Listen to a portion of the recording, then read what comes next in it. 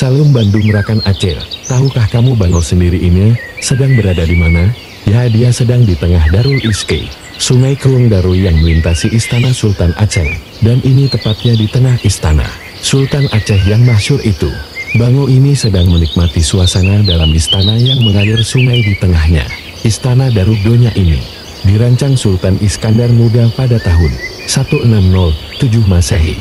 Kini istana tersebut menjadi pendopo Gubernur Aceh.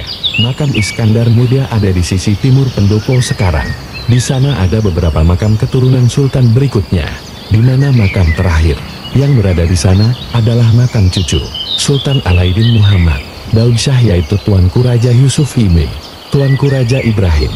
Menuju area makam ini, kita lewati sebuah jembatan yang di sisi dalamnya ada meriam peninggalan Kesultanan Aceh di sana. Jika Anda suka video ini, jangan lupa like dan subscribe ya. Sampai jumpa, salam.